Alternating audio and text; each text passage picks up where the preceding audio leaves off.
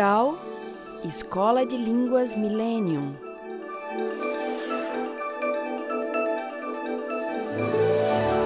Próton Editora.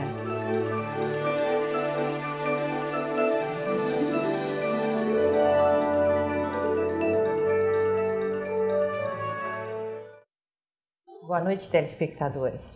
Estamos dando início, então, a mais um programa O Homem Universal, organizado pela Sociedade de Psicanálise Integral ou Sociedade Internacional de Trilogia Analítica.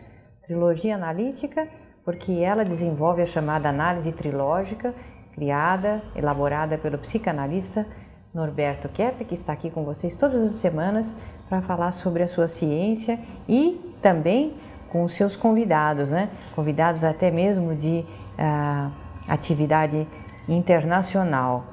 Então, eu gostaria, essa noite já, de dar para vocês o telefone da nossa sociedade, aqueles que tiverem interesse em saber mais sobre nós, sobre nossas atividades, nossas conferências, congressos e mesmo sessões de análise individual e de grupo, poderão telefonar para 30323616. E também consultar o site www.trilogianalitica.com.br. Agora, olá, Dr. Keppe. Oi. E então, Dr. Keppe, eu gostaria de comentar aqui com os nossos telespectadores, porque existe muita dúvida a respeito da questão das psicanálises, da sociedade de psicanálise, nossa psicanálise integral, por exemplo. Por que existe uma sociedade que se chama psicanálise integral, outra que é uma psicanálise freudiana, tem outra sociedade de psicologia analítica que é junguiana e tantas outras, Dr. Keppe, do Adler, da Melanie Klein. São sociedades independentes como a do Lacan. Qual que seriam as diferenças entre essas linhas de psicanálise e mesmo de psicoterapia? Então, essa noite eu acho que nós vamos conseguir dar uma ideia mais ou menos resumida para os nossos telespectadores das diferenças que existem entre essas abordagens. Bom, Cláudia, primeiramente nós temos que admitir que sem Sigmund Freud, a gente nem estaria aqui discutindo sobre psicoterapia, pelo menos na profundidade, né, que existe agora esse campo. Que Freud foi praticamente o que inaugurou, que descobriu os motivos, assim, vamos dizer, principais da causa das neuroses. Porque até o tempo dele havia mais, assim, ideias, vamos dizer, supersticiosas, né, sobre a doença.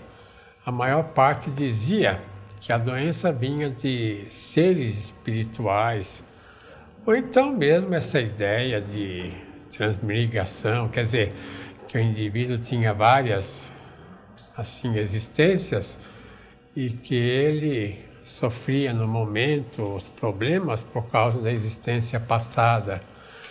E não havia, assim, um sistema, assim, mais concreto, mais rápido, mais direto para resolver a problemática humana. Então, Freud, que era um médico lá em Viena, ele gostou muito do assunto, ele era neurologista, né? Da medicina organicista. Bom, a medicina em geral é organicista até hoje. Então ele tinha muito, assim, interesse pela vida psíquica. Ele próprio dizia que ele não tinha vocação para médico, no sentido, assim, tradicional. Então ele foi para a França, foi estudar com Charcot. Charcot era que estudava, sob o ponto de vista psíquico, né, as questões, assim, da origem das doenças.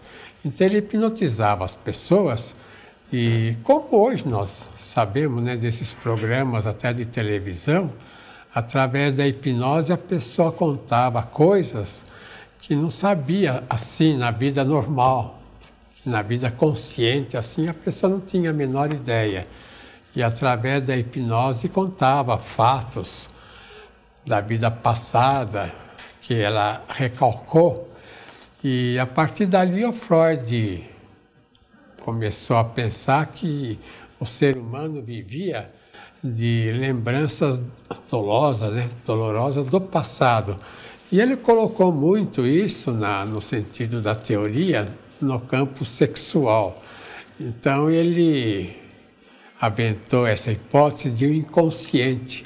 Agora, no início ele dizia que a pessoa, quando está diante de um fato assim doloroso, um fato ruim, a tendência dele é recalcar, é esconder, é guardar. E essa atitude dele esconder, de guardar, é que redundaria mais tarde numa atitude neurótica, numa atitude assim doentia, até mesmo no campo assim das doenças físicas. E nós falamos também das doenças sociais, né? E um discípulo dele, Alfredo Adler, começou a divergir um pouco, dizendo que o ser humano sofreria porque tinha complexos de inferioridade. Ele se acharia inferior às outras pessoas, então quereria superar essa inferioridade com certas atitudes, e esse complexo de inferioridade é que traria a doença. Agora, é interessante notar o seguinte, que as pessoas assim muito doentes são muito arrogantes, e que a pessoa, por exemplo, um indivíduo com uma esquizofrenia, uma paranoia grave, sempre a esquizofrenia pode vir junto com uma paranoia ou uma depressão grave, mesmo a epilepsia, obsessões, etc. A pessoa se coloca não lá embaixo, sempre lá em cima. Então é difícil para o terapeuta, para o médico, para o indivíduo que faz psicoterapia, conseguir convencer essa pessoa de que ele sofre, né, não de um complexo de inferioridade, mas de uma arrogância muito grande. Podia falar de soberba, né? Uma atitude assim de empáfia, ele se coloca lá em cima. Então, com isso, ele não entra assim na realidade do mundo. Depois houve outros autores, por exemplo, hoje os entrevistados irão falar. O professor Dr. José Márcio Lubizotto vai falar sobre Jung. O Dr. José Otávio Fagundes, ele é secretário da Sociedade Brasileira de Psicanálise, vai falar então sobre Freud. E o José Carlos Vitor Gomes é um dos fundadores da Sociedade Brasileira de Logoterapia. Ele é um doutor lá em Campinas, vai falar em logoterapia. Então, continuando o que eu estava dizendo, quando eu estive em Viena, eu fui a Viena a convite do Igor Caruso. Igor Caruso é de origem, o nome é origem italiana, mas ele é da nobreza lá da Rússia, ele fugiu da Rússia na Revolução de 17, e ele foi para Viena e lá ele se tornou o fundador de uma escola, a Arbeit-Kreis für Psychologie, que era uma escola de círculo vienense de psicologia profunda. E ele deu uma ideia interessante sobre a neurose. Uma absolutização do relativo. Quer dizer, o indivíduo pegava coisas relativas e tornava absolutas. Ou então uma relativação do absoluto. Aí já dá uma ideia de inversão que depois eu tomei a coisa ao pé da letra e comecei a verificar através de Freud, é claro, né? Melanie Klein e Bion, e o Igor Caruso, inclusive o Viktor Frankl, que a neurose era devido a uma inversão que a pessoa fazia por causa da questão da inveja que o próprio Freud falou em seu livro, após uma visita lá no hospital psiquiátrico, e que a Melanie Klein desenvolveu muito, e depois o Bion também, que foi analisado por ela, ele seguiu essa orientação. Posso mostrar aqui um esquema que esclarece melhor essa questão. Veja aqui, eu coloquei a patologia dos sistemas psicopatológicos, quer dizer, todas as pessoas que fazem o sistema também são doentes. Então, Freud era doente, Jung era doente, Viktor Frankl era doente, como todas as pessoas são. Nós somos doentes, né? Assim, de uma neurose, todos têm. Então, Freud colocava o problema na conduta de recalque.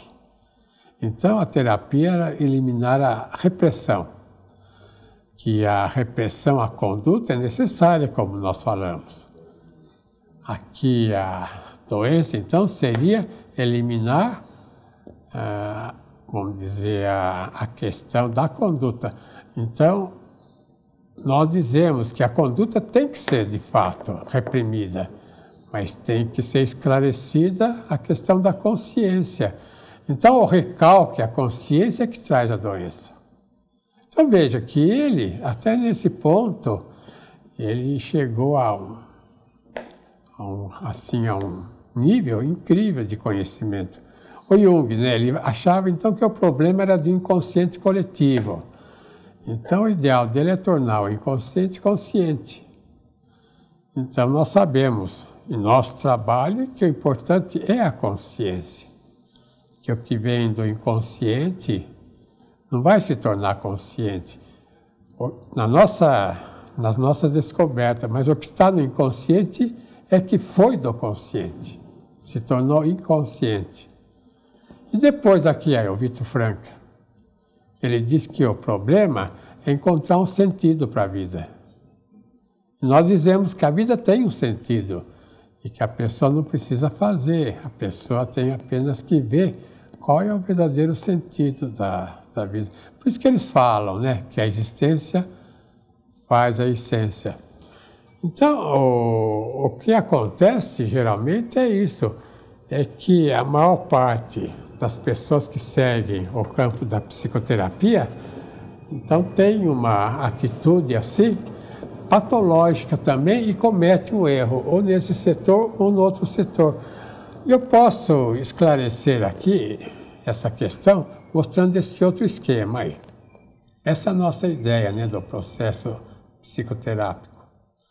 Nós queremos que o indivíduo expanda a consciência. Porque na doença aconteceu isso. Isso é o iceberg. Aqui, vamos dizer, tem o mar, né? Então, só essa parte aqui é que fica para fora da água. Então, essa é uma ideia tradicional do próprio Freud, que a consciência é pequenininha e o inconsciente é enorme. Mas nós dizemos que a consciência é pequena porque o indivíduo reprime a consciência. Então, como o Freud achava no início, a maior parte é inconsciente. Então, o nosso ideal é esse, é fazer uma expansão da consciência para atingir o que foi reprimido lá embaixo. Tornar o inconsciente diminuto. E não o inconsciente grande, compreende? Uma amplidão total da consciência. Porque a saúde está na consciência. Então, a consciência não pode ser reprimida.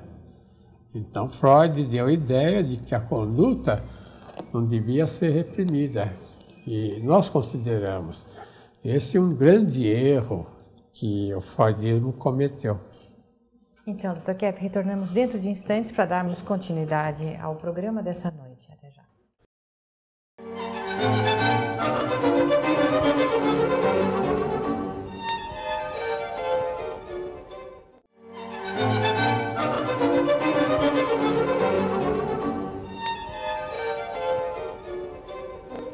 Dr. Kepp, eu acho muito importante a gente fazer um adendo aqui. O senhor estava falando no segmento anterior sobre a questão do inconsciente e do consciente. Então, eu acho que é muito importante a gente notar que, dentro da sua visão, da sua psicanálise integral, a sanidade, ela vem do consciente. E, por exemplo, para Jung, para Freud, para outros autores, a sanidade vinha do inconsciente. E a neurose seria o resultado dessa repressão a esses impulsos naturais que teriam, então, condição de equilibrar a pessoa. Depois, mais tarde, eles achavam que o inconsciente era uma instância que existia por si. Agora, por exemplo, há pouco o Ivair estava nos perguntando, quando uma pessoa fuma, parece que ela tem assim impulsos que a levam a fumar. E se esses impulsos viriam do inconsciente? E qual seria o seu ponto de vista? Porque eu acredito que toda ciência ela não pode ser dogmática. Então existe uma discussão, um diálogo em cada escola, entre cada cientista. E a sua visão nesse caso, Dr. Kepp, eu acredito que seria a seguinte.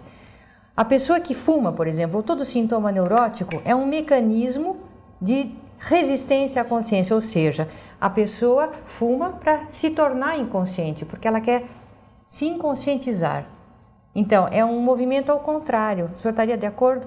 Então, não apenas fuma, mas como bebe, né? Para fugir da consciência. As angústias, as ansiedades são mecanismos drogas, de resistência, né? De defesa contra a consciência que ela tem. Quer dizer, a pessoa não é inconsciente e daí tem que se tornar consciente. Ela é consciente e quer ser inconsciente. Isso seria um mecanismo neurótico. Até mesmo a doença, o Franz Alexander, ele tem a ideia de que a doença física nós arranjamos para, então, esconder a psíquica. Isso. O indivíduo tem uma problemática orgânica qualquer, então essa problemática faz com que ele pense que não existe nada na vida psíquica. Quer dizer, a vida psíquica fica ilesa de qualquer conscientização. Porque não é fácil a pessoa aceitar a consciência dos seus erros. Isso. Talvez seja o passo mais difícil que o ser humano tem que dar. Agora, vamos ver então a primeira pergunta que os senhores analistas responderam sobre o que é, né, freudismo, junguismo, logoterapia, etc. Olá, amigos telespectadores do programa Homem Universal. Para o tema de hoje, entrevistamos terapeutas de 3 escolas diferentes. A logoterapia, que é a terceira escola fundada em Viena pelo professor Viktor Frankl, com base na filosofia existencialista. A escola de psicoterapia analítica, fundada pelo famoso psiquiatra suíço Carl Gustav Jung, e a escola tradicional de psicanálise, fundada por Sigmund Freud. Em Campinas, ouvimos o logoterapeuta Dr. José Carlos Vitor Gomes, um dos fundadores da Sobral, Sociedade Brasileira de Logoterapia. E aqui em São Paulo, nós entrevistamos o analista junguiano, Dr. José Márcio Luvisotto, diretor da Sociedade Brasileira de Psicoterapia Analítica, e o psicanalista José Otávio Fagundes, secretário-geral da Sociedade Brasileira de Psicanálise e professor do curso de pós-graduação de Psicoterapia Psicoanalítica na USP. Em nossa primeira pergunta, pedimos a cada entrevistado que explique o que é a logoterapia, o freudismo e o junguianismo. Dr. José Márcio, o senhor podia explicar em poucas palavras o que é a análise junguiana? Olha, o Jung tinha uma frase que era a seguinte: ele dizia que o ser humano moderno vive uma maldição que é de ter 2 personalidades, a consciente e a inconsciente. Então, o trabalho junguiano visaria dar possibilidade do ser humano expressar o seu inconsciente. A consciência humana, ela é uma aquisição muito recente na história da humanidade. Ela data mais ou menos de 4.000 anos antes de Cristo. Então, o ser humano, por ter a consciência ainda incipiente, né, ele tem muito receio do seu inconsciente. Essa é uma vivência que o homem moderno traz, essa angústia o homem moderno traz. Isso aparece nos consultórios de psicoterapia. O homem, na visão junguiana, o inconsciente, a consciência emerge, ela nasce do inconsciente. Portanto, o inconsciente na teoria junguiana ele tem uma importância muito grande. E por mais que o ser humano tente, através de racionalismos, através de teorias científicas, se afastar da sua matriz inconsciente, ele sempre sofre de manifestações desse inconsciente, através de sonhos, através de pesadelos, muitas vezes. Então, é fundamental que o homem possa se religar com a sua matriz inconsciente, que o Jung chamava de uma matriz arquetípica. Logoterapia é um movimento, uma abordagem que se preocupa com a questão do sentido da vida e do bem que isso faz quando tomamos consciência desse sentido, e do vazio existencial ou da falta de sentido, e do mal que isso faz quando não se dá valor para a questão do sentido, né? O estrago que o vazio existencial faz para a pessoa em termos da construção das patologias, das doenças, né? Então, a logoterapia é uma descoberta, um recurso que ajuda a viabilizar e a encontrar este sentido. E na medida que a gente ajuda a pessoa a descobrir esse sentido, ela encontra soluções e os problemas se resolvem. De alguma forma se resolvem. E é o que eu tenho constatado aí ao longo desses 25 anos de experiência profissional. Dr. José Otávio, qual seria, assim, em poucas palavras, o que seria o freudismo? Bom, o método freudiano, ele se baseia basicamente na busca do inconsciente. Porque as pessoas têm o lado consciente, né, que são as coisas que aparecem, que eles têm claro o que eles desejam, e atrás disso tem os aspectos inconscientes, que eles geralmente reprimem. E o método freudiano busca fazer o sujeito tomar mais contato com os desejos que são inconscientes dentro dele mesmo. Porque na maioria das vezes os desejos inconscientes, eles são conflitivos com os desejos conscientes do ser humano.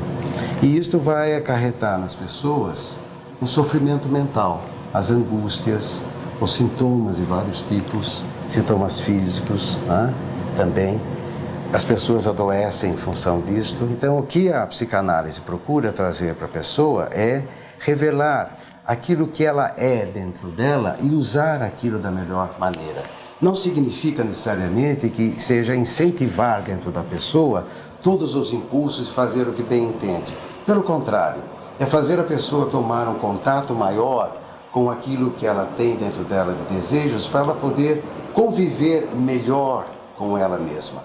Então, nós vimos, né, que essa questão, por exemplo, da consciência e do inconsciente é muito constante, não só na terapia junguiana, em que o analista, né, o professor José Márcio Lubizotto, coloca em oposição. Então, existe um elemento consciente em oposição ao inconsciente. E a mesma coisa falou o Dr. José Otávio Fagundes, da oposição que há, porque esse conflito que há no interior do ser humano é que leva praticamente o indivíduo a essa angústia muito grande. Eu posso dar um exemplo aqui que esclareça, conforme assim as minhas descobertas, que esclareça essa questão. Vejam aqui nesse esquema, que o ser humano acha que a glória dele seria, isso numa linguagem assim, mais do inconsciente, né? Que a bebida, o fumo, a droga trazem muita glória, que é algo que abre a inteligência, que abre um campo enorme de conhecimentos. Voltando novamente ao esquema, que o dinheiro, né? A arrogância, a pretensiosidade também leva o indivíduo para a glória. Aliás, um cliente, nesta semana passada, me falou o seguinte, que ele admira muito a civilização anglo-saxônica. Então eu perguntei para ele, mas a que associa, né, a civilização anglo-saxônica, americana, a Inglaterra? Ele falou, é uma questão lá de perfeição. O povo lá é arrogante, orgulhoso, está sempre assim por cima dos outros povos. Eu falei, então, o senhor admira justamente o elemento mais doente da personalidade sem saber. Quer dizer, o elemento justamente da arrogância, o elemento da teomania, da megalomania, da mania de grandeza, que o Kraepelin, que foi um grande psiquiatra alemão do passado, notava em todas as pessoas doentes mentais, internadas nos sanatórios. E, Dr. Kepp, também gostaria de acrescentar o trabalho de narcisismo, sobre o narcisismo que o Freud realizou e que dá muito apoio a essa ideia, né, que o ser humano tem esses sentimentos de grandeza, de querer ser o primeiro, o mais bonito, o melhor. Eu acho esse estudo do Freud muito importante. Então, você veja aqui, eu pus como terceiro elemento justamente isso, né? A questão da luxúria, olha, narcisismo, né? A questão do egoísmo. Então, isso leva a quê? Leva a ideia de que o inferno é interessante para o ser humano. É uma contradição, é uma inversão, como eu falo. Inconscientemente, quer dizer, inconscientemente, geralmente é nesse sentido, na nossa ideia de que o indivíduo está ao contrário do que deveria ser. Agora, veja o que o indivíduo acha que não deve ser, aqui embaixo, aí, que é uma degradação para o ser humano, o próprio, quer dizer, degradação, né? Que trabalhar, ajudar, se sacrificar é uma questão terrível para o ser humano, é uma questão fora, que, principalmente na educação moderna. O jovem fala, não estou nem aí, não quero saber nada disso, isso é coisa do passado, é coisa de gente assim, carola, sei lá. E aqui outro elemento aí, que a modéstia é errada, a humildade é errada, ser caridoso é errado. Então, um terceiro grupo fala que ser afetivo é errado, abnegado, amável. Quer dizer, eles acham que o céu é uma coisa aborrecida. Então, isso que eu quero falar, que o ser humano está, como o americano fala, upside down. Quer dizer, ao contrário, está vivendo ao contrário da realidade. Então, o que eu acho muito importante é o ser humano tomar consciência. Voltamos dentro de poucos instantes. Até já.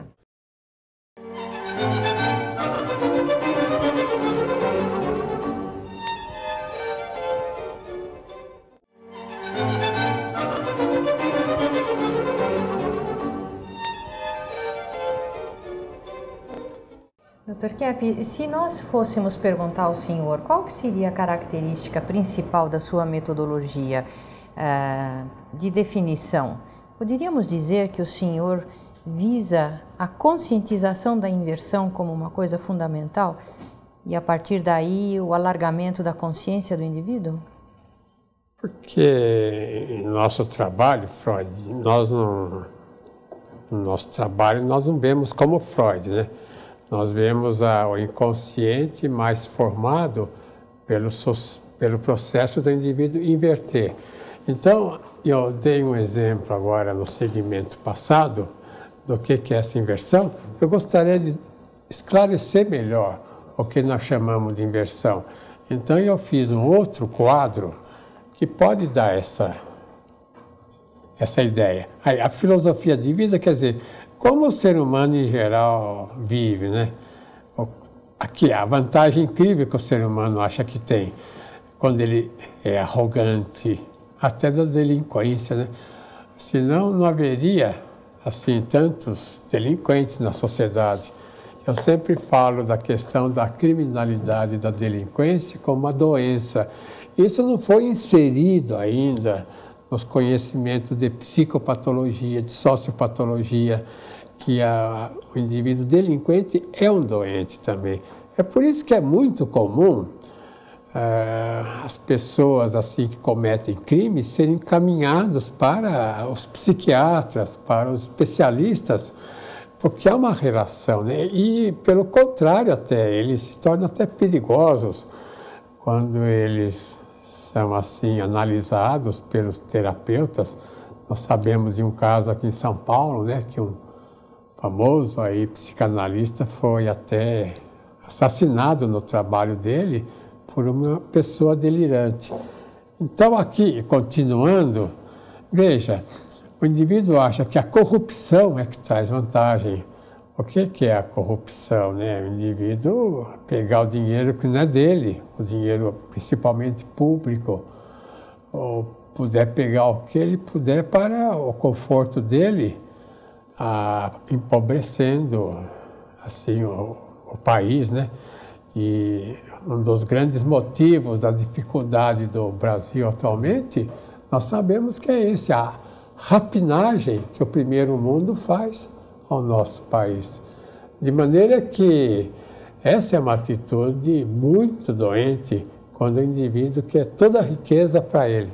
Continuando aqui aí no esquema, o roubo, portanto, é visto como um indivíduo esperto que sabe cuidar dele próprio, da família dele. O próprio assalto, a mentira, a inveja.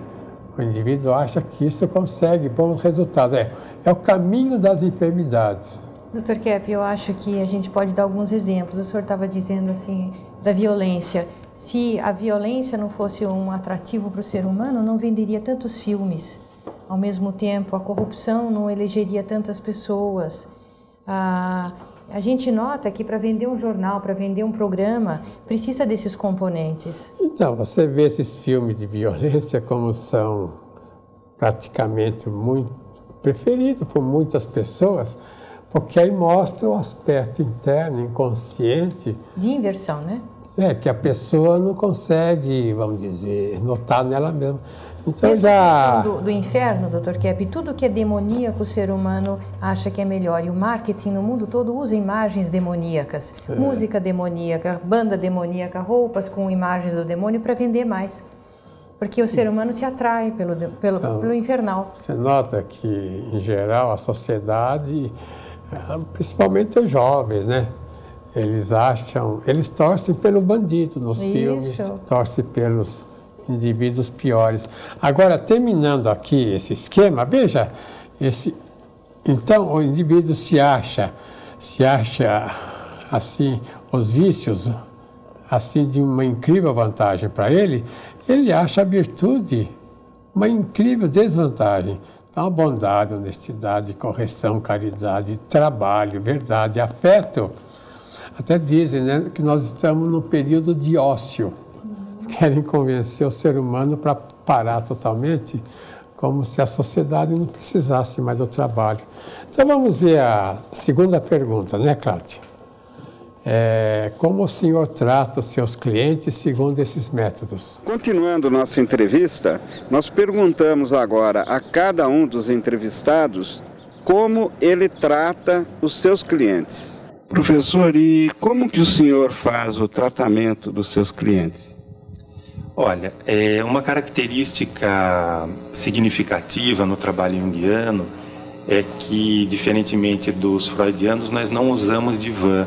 Eu me sento nessa cadeira, o meu paciente se senta numa cadeira à minha frente, e eu acho que a grande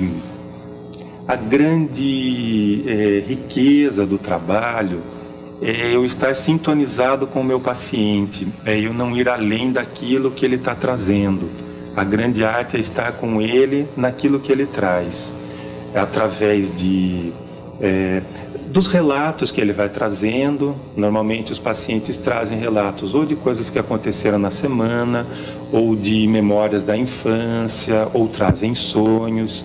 E esses conteúdos vão sendo trabalhados por mim, interpretados, e eventualmente eu utilizo algumas técnicas expressivas, que também é uma característica da terapia junguiana. Desenhos, pinturas, música, todos esses trabalhos que possibilitem a expressão do inconsciente são utilizados pelos junguianos. Ele pode interpretar esse material em alguns momentos, quando isso é necessário, mas ele também pode fazer o que nós chamamos de elaboração simbólica, é colocar o paciente para dialogar com aquele material que está emergindo. Eventualmente surge uma figura, ou uma figura conhecida do paciente, eventualmente num sonho surge uma figura desconhecida, e a gente propõe dramatizações em que essa figura, o paciente passa a dialogar com essa figura. Isso é uma maneira de nós fazermos com que o inconsciente se expresse. Bom, como tratamos os clientes? Da seguinte maneira: o cliente chega no consultório, ele está padecendo, a gente supõe, a logoterapia supõe que ele padece de uma falta de sentido para a vida. E até que ponto essa falta de sentido pode estar causando essa patologia, né? Pegando todos os males, as patologias, os sintomas, todas as coisas que trazem, e procurando fazer as pazes com esses sintomas, procurando conversar com esses sintomas, descobrindo de que maneira que esses problemas estão sendo os nossos professores, ensinando a gente a viver, não é? Nós entendemos que cada um dos problemas que aparecem são os nossos professores. E nós ajudamos o paciente a ver o sintoma, o mal que ele traz ao consultório, não como um problema, mas como uma solução. Bem numa linha do similia similabus curantur, né, dos nossos gregos, da proposta da homeopatia, mais ou menos dentro desse corpo de ideias onde a gente aproveita o mal como uma solução, que é o princípio da vacina, que é o princípio do soro antiofídico, quando a gente utiliza do mesmo inseto algo para curá-lo. Então, nada de ir contra o sintoma, mas abraçar esse sintoma e ajudar a pessoa a ir além desse sintoma, transformando um sofrimento em uma solução. Doutor, e como que o senhor faz o tratamento dos seus pacientes? Bom, o tratamento psicanalítico, em primeiro lugar, ele se baseia na vontade da pessoa de poder se conhecer, não é? Da pessoa se interessar para ter um conhecimento do mundo interno dela. Muitas vezes as pessoas estão sofrendo e elas estão atribuindo o sofrimento unicamente a causas externas, aos pais, à sociedade, ao patrão, ao trabalho, à mulher, filhos, enfim. É jogado para fora todas essas dificuldades. E o método analítico é fazer com que a pessoa possa ter uma reflexão sobre o mundo interno que ela tem, que seria esse mundo mais inconsciente, dos desejos, dos conflitos que ela não está ainda sabendo. E a maneira de se fazer isto é através do método que se chama associação livre, em que a pessoa vai falando e o analista vai podendo conectar aspectos que estão dentro da mente dele, que ele desconhece, mas que ele fala. E que aparece isso nas falas, nos gestos, aparece isso em formas extraverbais. E uma das maneiras que se usa, que é mais fácil para o trabalho, quando a pessoa pode tolerar essa maneira, é a maneira de usar um divã. Que a pessoa então deita e começa a associar isso mais livremente. Essa é uma maneira de você poder trabalhar com a pessoa para poder aparecer mais este mundo interno que ela tem. Que ela tenta muitas vezes mascarar esse mundo interno e ficar muito em função do mundo externo somente. Sobretudo nos dias de hoje, em que o homem está muito tecnificado, muito voltado para a tecnocracia, e o homem tem perdido cada vez mais o contato com o mundo interno e o mundo das emoções. Vamos ver agora a opinião de pessoas presentes aqui que estão no campo da psicoterapia, a opinião que eles têm sobre outros campos assim de psicoterapia. A Selma Genzani falaria sobre o William Reich. Eu estava lendo a respeito do trabalho dele, né? E o que nós podemos notar assim é que ele fez aquela inversão muito grande nas suas teorias, porque ele coloca a questão sexual como o centro da existência do ser humano, tanto como assim fonte de sanidade, bem-estar quando é bem usado, como fonte de desgraça e sofrimento quando é reprimido. Então, o que se nota é aquela inversão, né?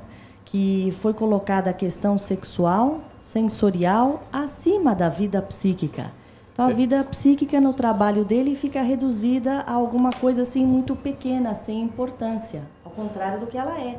Então, toda a parte de bondade, verdade, as virtudes humanas são colocadas de maneira reduzida. Ele dava muito valor aos instintos, né? Então, ele tinha aquele método do orgasmoterapia, que através dessa atitude de orgasmo, a pessoa iria se desenvolver no processo terapêutico. Inclusive, Dr. Kepp, ele fez a descoberta dessas energias vitais, né, que é uma coisa muito importante, mas ele associou as energias que o senhor pesquisa como energias essenciais, ele associou isso à parte sexual. Isso que o senhor liga à consciência, ele associou mais à sexualidade. Vamos ver agora sobre a Gestalt, né? A ideia do Marco Lira, que é um psicanalista da Finlândia. Então, eu queria falar um pouquinho sobre Fritz Perls, um terapeuta alemão. Ele viveu no século passado, no começo do século passado. Ele quis trazer a pessoa para aqui e agora, perceber a vida aqui e agora. Então, a ideia dele, o que impede a pessoa a viver aqui e agora, são os processos emocionais que não foram completos. Então, na terapia, o terapeuta incentiva a pessoa a completar esses processos da infância, raiva, choro, frustração. Então, o problema é que, na prática, a pessoa continua vendo o problema sempre no exterior, nos pais dele, etc. Nunca nele mesmo. Então, damos continuidade à nossa programação de hoje, dentro de pouquíssimos instantes. Até já.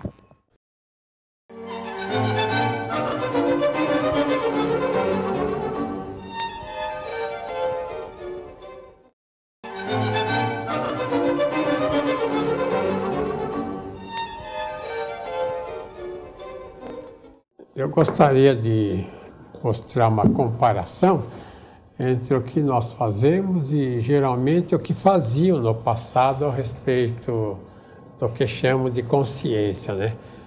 Em geral, o cliente acha que a questão da consciência é que é um perigo para ele, porque quem vê problema é porque tem e quem não vê é porque não tem.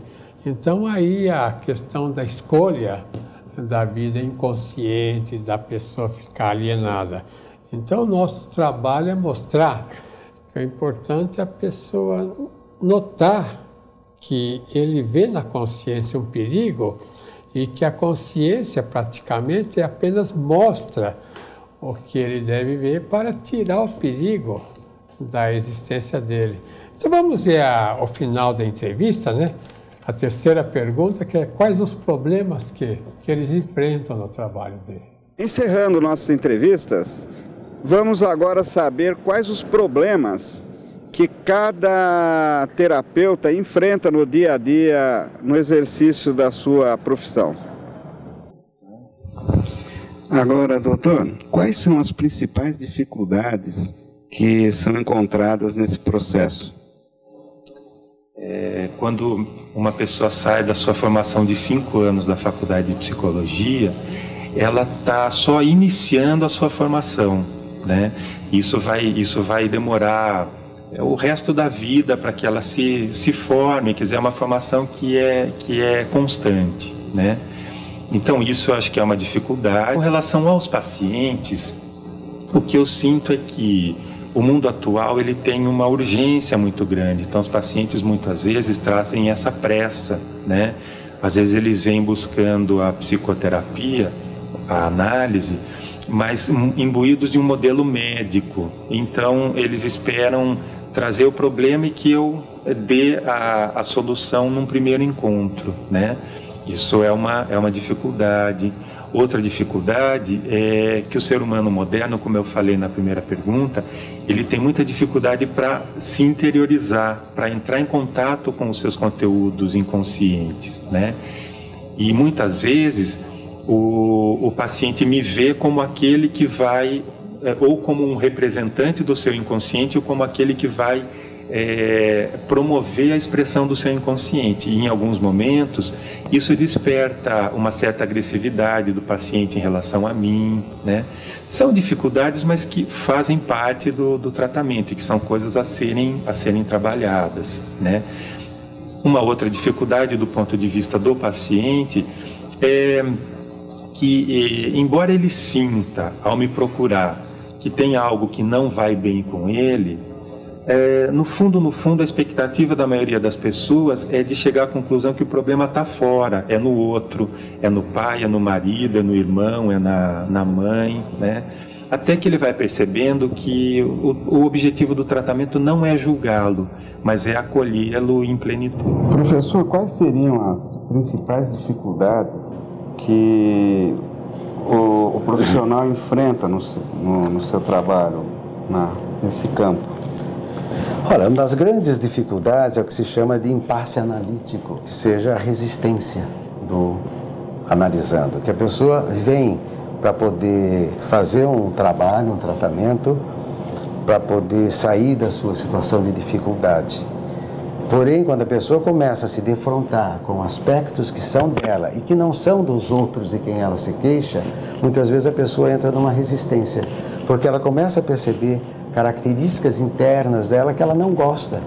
De repente, então, aquela pessoa que eu disse inicialmente que quer ser muito boa, um bom samaritano, quando percebe que ela tem essa hostilidade, essa agressividade, ela pode entrar num certo choque com ela mesma e ela pode querer cair fora, porque ela não tolera perceber esses aspectos que ela tem dentro dela, né? A pessoa não se suporta da maneira que ela é. Ela queria ser uma outra coisa.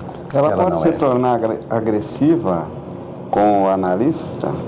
Nós estamos falando então de diferentes tipos de personalidades, né? Existem pessoas que estão no estado de patologia mais grave, que nós vamos chamar aí de psicoses e psicopatias, e que essas pessoas, por terem então um contato com a realidade mais difícil, elas podem então tomar o analista como uma pessoa que é contra ela, em vez de ser uma pessoa que está ajudando ela a se conhecer mais, a superar as suas dificuldades. Então, ela pode tomar o analista como sendo alguém que está acusando, está fazendo um dano a ela, que está invadindo a mente dela. Essas são situações mais patológicas e que ela requer um trabalho muito mais astuto por parte do analista. Muitas vezes tem que ter uma retaguarda com o psiquiatra para ver a parte medicamentosa, algumas vezes hospitalização, para poder se trabalhar melhor com essas situações. Um dos problemas que nós enfrentamos é que as psicoterapias viraram um negócio.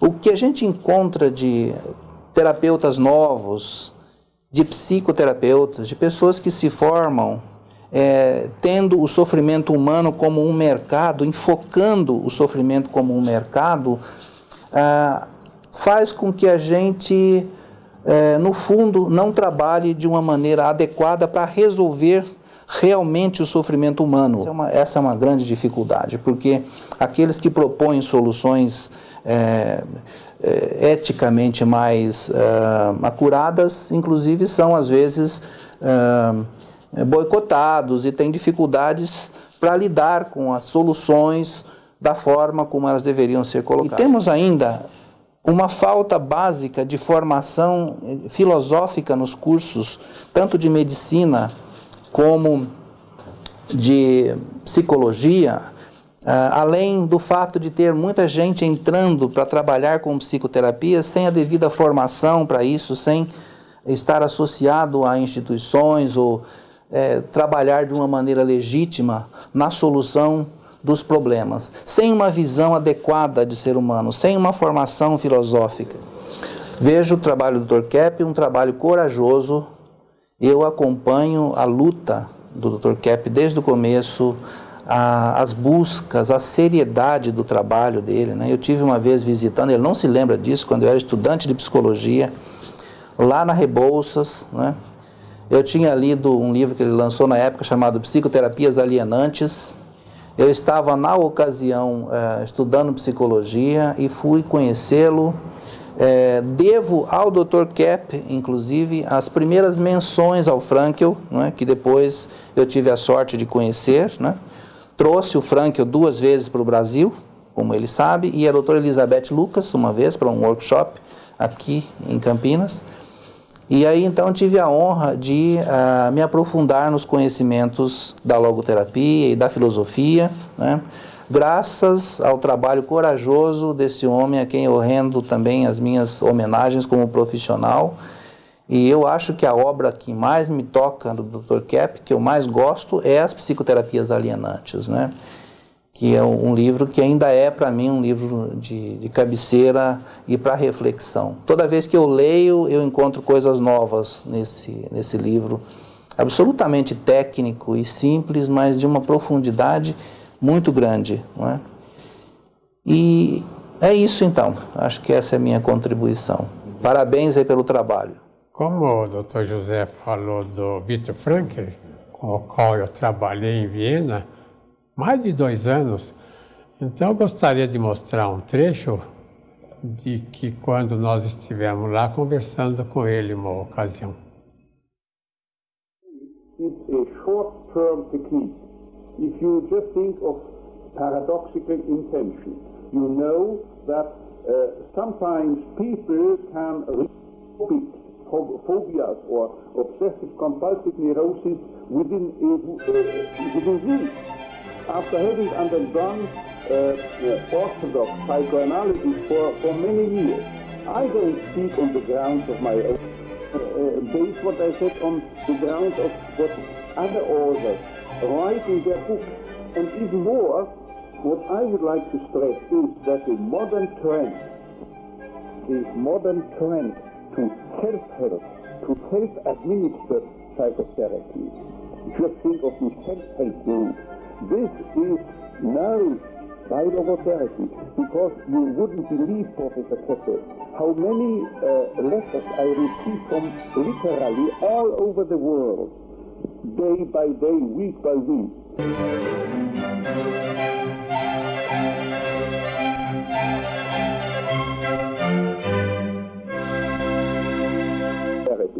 And were able to free themselves from their neurosis by applying on themselves, by self-administered logotherapy. It's unbelievable how much people, simple people, lay people, can do for themselves by applying logotherapy by themselves.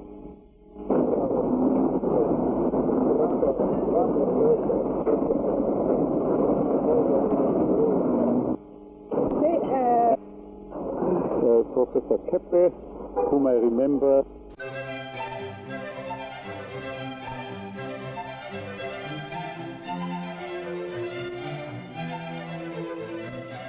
Eu gostaria que o jornalista, né, o José Ortiz, falasse de uma ideia que ele transmitiu, de uma questão de fazer assim uma súmula do trabalho. Então, eu estava comentando aqui, né, no intervalo, que o trabalho do professor Viktor Frankl é um trabalho lindo, né? O trabalho do Sigmund Freud é um trabalho pioneiro, e mesmo o estudo feito pelo Jung. Agora, o que eu acho bonito no trabalho da psicanálise integral é a junção de todos esses autores, por exemplo, utilizando o método do Freud, aproveitando o que há de bom em cada escola, e depois a unificação também com o campo da filosofia e da metafísica, né? Então, e ainda acrescentando, né, Ortiz, as descobertas originais que o Dr. Keppe fez. Eu acho isso muito importante de mencionar, porque, aliás, eu coordenei essas pesquisas do livro Psicoterapias Alienantes, quando ele foi publicado. Né? E eu acho que, justamente, o importante é os colegas da profissão perceberem que a nossa tentativa é abrir um fórum de debates, de conscientização, e sempre foi esse, para ver no que a gente pode ajudar um ou outro a crescer, né? O Dr. Keppe fez a unificação, praticamente, da escola alemã de psiquiatria, da metafísica grega desinvertida, dos conceitos de ética, responsabilidade, espiritualidade do Viktor Frankl, dos conceitos de inveja da Melanie Klein e do próprio Freud, de narcisismo.